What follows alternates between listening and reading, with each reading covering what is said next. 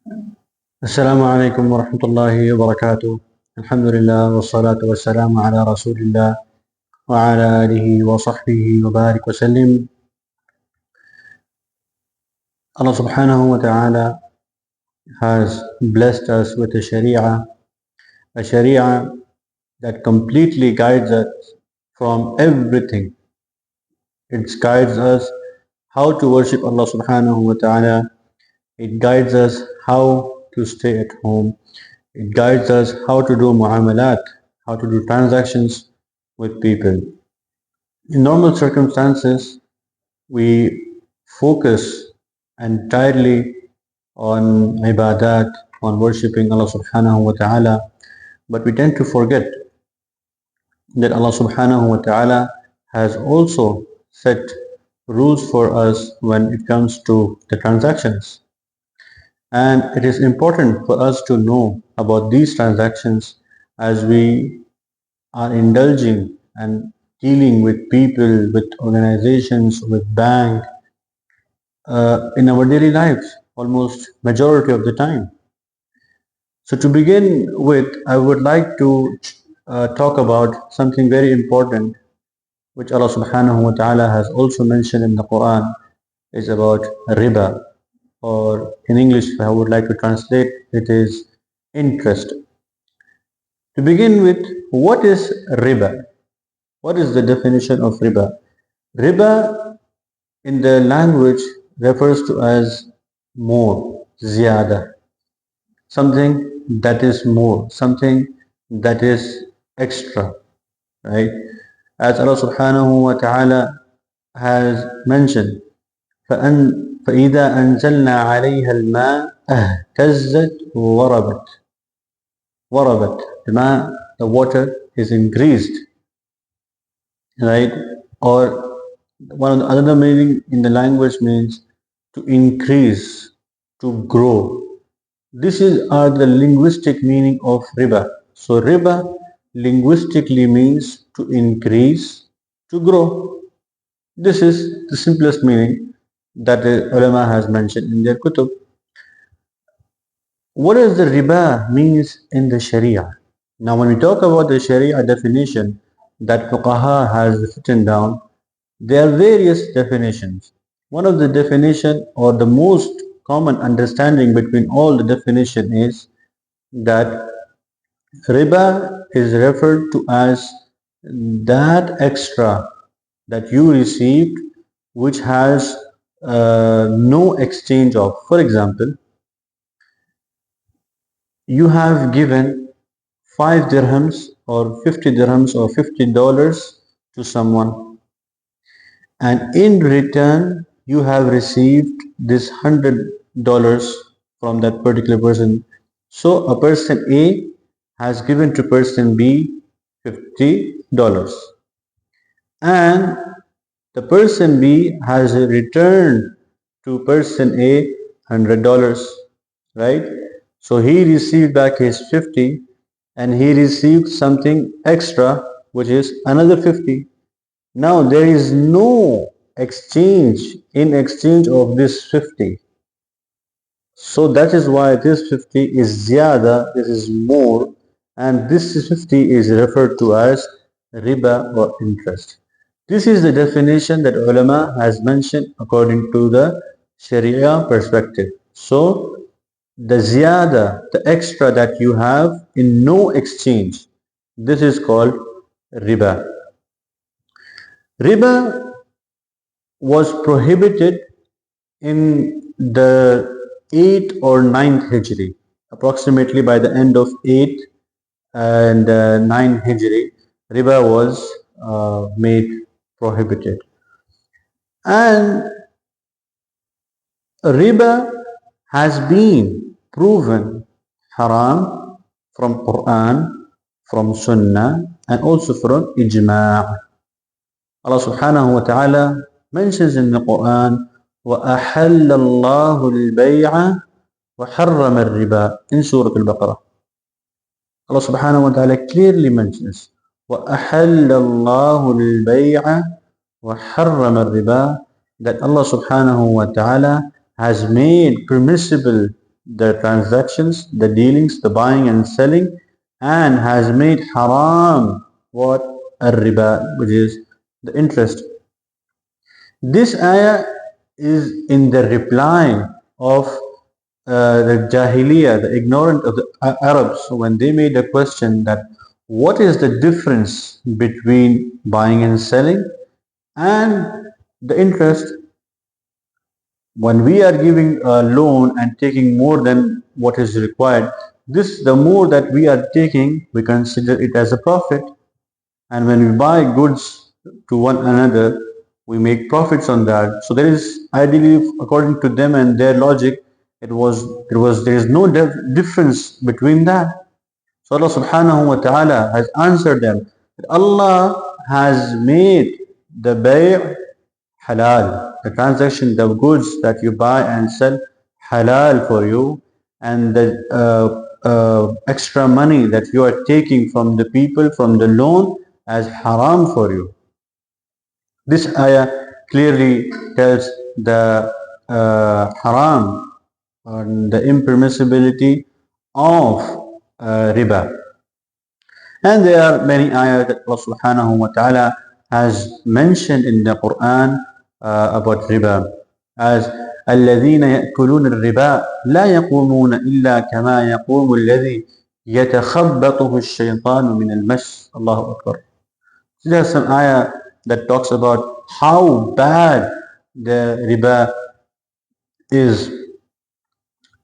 As for the Sunnah, from the Hadith also we see that riba is haram, right? As in the narration, as there has been recorded in Muslim and is narrated by Abu Hurairah radiallahu anhu, that Rasulullah sallallahu alayhi wasallam has mentioned that ijtanibu sab'a mubiqat. Refrain yourself, protect yourself from 7 big sins. Among it, Rasulullah sallallahu alayhi wasallam has mentioned about the person who takes riba. When we say about person who takes riba, it also includes the person who gives and deals in riba. And in another hadith narrated by Ibn Mas'ud radiyallahu anhu, that Allah subhanahu wa ta'ala has cursed upon the person who takes riba, the person who is in charge of riba, the person who witnessed the riba, the person who writes the transactions of riba. All of them are cursed in the eye of Allah subhanahu wa ta'ala. And what is the meaning of curse? That Allah subhanahu wa ta'ala removes these people from His mercy. Allahu Akbar. May Allah subhanahu wa ta'ala never removes us from His mercy and always keeps us in His mercy. And as per the ijma', there has been ijma' by the ummah, by all the sahaba, all the ulama, in all time, that riba is haram. And the riba, if we see in the previous books and the nation, like in Ahlul Kitab, from people of Yahud, people of Nasara, they were also instructed to refrain from taking, giving riba. Allah subhanahu wa ta'ala mentions about them in the Quran, وَأَخْذِهِمُ الرِّبَا وَقَدْ نُهُوا عَنْهُ. These people, they used to take riba, and Allah subhanahu wa ta'ala had negated them, had negated them to stay away from riba, but their whole life they used to build up was on riba. For moving further, if we see riba in Islam are of 2 types. So now, like categorically, riba is of 2 types. Number 1 is called as riba and nasi'ah. Riba and nasi'ah. What is riba and nasi'ah? Riba in nasi'ah was a common practice that Arabs used to follow in the time of ignorance. So the riba that was practiced in the time of Arab, right, that they were already practicing it, was Riba and Nasi'a. What is it? وَهُوَ الْمَأْخُوذ. This is the riba that is taken. The person takes it. For example, I'll give an example that to explain it by example. For example, a person has given $50. A has given $50 to B and has mentioned that in 10 days you have to return me this $50. If you fail to do so, I will charge you or I will take from you X amount of money. For example, if you fail to pay me $50 by within 10 days, then on the 11th day I will take from you extra money. This is called riba and nasi'ah. That when the person who took loan is not able to pay his loan on time and he's charged with extra amount of money. This is riba in nasiya in a nutshell. The second of it is riba al-buyu, one of the names, and the other name of it is, the synonym of it is riba al-fadl. Both of them are like synonyms of each other. These are the 6 categories of things that has been mentioned in hadith. One of them is dhahab, gold, silver, wheat, barley, salt, and dates. When the hadith that mentions about these things, about these 6 things, right, and dealing in these 6 things with the more, right, with the riba is haram. So this is riba al-fadl. So again, to summarize, riba is of 2 types. Number 1, riba al-nasi'ah. Riba al-nasi'ah was the common practice in Arabs, and this riba al-nasi'ah is when a person who has taken a loan and is not able to pay the loan in the due time and is charged with the extra amount of money to pay back. This is riba un-nasi'a. Riba al-buyu or riba al-fadl. It means to that riba when person does transaction in the things that are mentioned in hadith that are dhahab, gold, fidda, silver, al-hinta, wheat, al-sha'ir, barley. Number 5, salt, al-milh, and number 6 is tamar, which is date. Doing transaction in these 5 things and having more to it. Yeah, when you're doing transaction and you're having riba, a transaction of riba in these 6 things, then it is called riba al-fadl.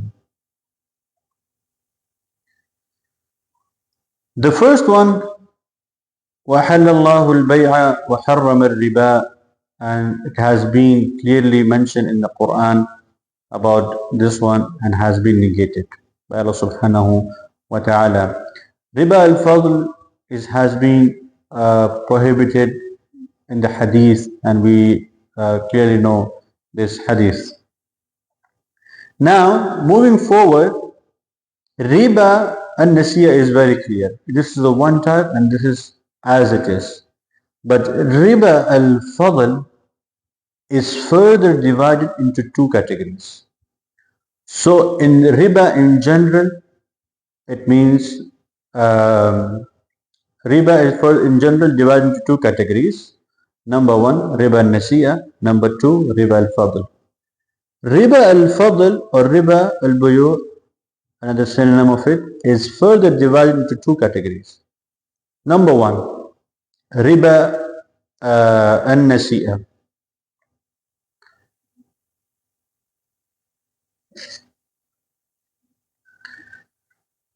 Number 1, riba al-fadl. What is riba al-fadl? This is that when you get that extra income in your contract, so you're getting extra in your contract from a thing that you can scale and you can weight it, and these 2 things are of same type. For example, a person is giving wheat to another person, right? So he is giving wheat and he is taking wheat. So A is giving wheat to B, right? But he is returning back this wheat to A with some extra amount. So here Riba al-Fadl will see that okay, this particular wheat you can weight them, right, in kgs. So you take the one box, it can be weighted, and it is it is of the same type. So Riba al-Fadl, the transaction, the dealing, both the parties from giving and then the exchange are of the same type, and while receiving the type, the material or the goods that when you receive is more, and these goods can be weighted. You can actually weight them. So the transaction riba al-fadl occurs on those things that you can weight them, and in that transaction they both are of same types in from the both the parties. In this regard, this is known as riba al-fadl. Whereas riba an-nasi'ah, riba an-nasi'ah, it means that a person has given a particular good. For example, he has given uh, wheat, or let's say barley, to another person. So person A has given barley to another person. Okay, the person B is giving him more, is giving him let's say dates in return. Both of these things can be weighted. So he's giving 5 kg of barley and he is giving 5 kg of dates back to him, right? So we see this is of different types. They are not having the same type, but they are having the same quality. That means the quality of weight in them. This is called riba and nasi'ah. Again, riba in Islam is of two types. Number one, riba nasi'ah. Number two, riba al-bay or riba al-fadl.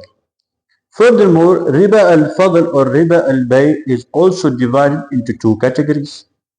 Number one, riba al-fadl. Riba al-fadl means that both the parties and both the sides you have same type of goods, and they are able to be weighed or scaled, right?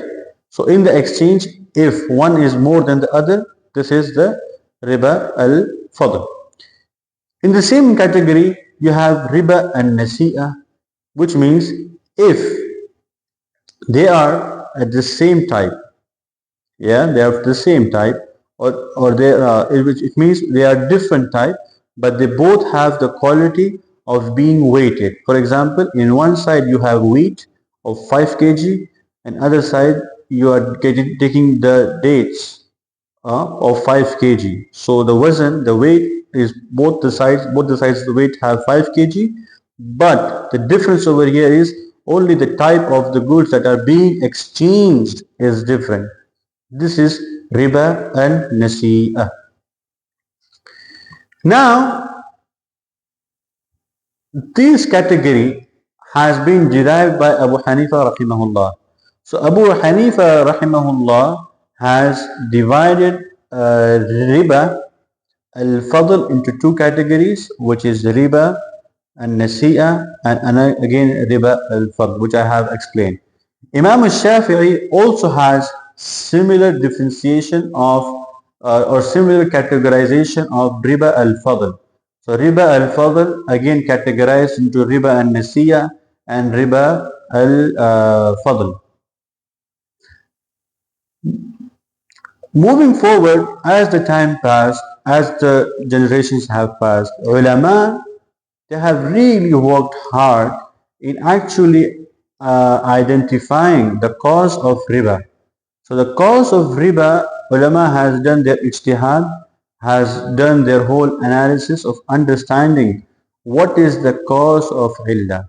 Based on the ahadith that mentions the six things on which the hadith mentioned that based on these things, six things, if six things are in exchange and one is more than the other in exchange, then it is riba and it is haram.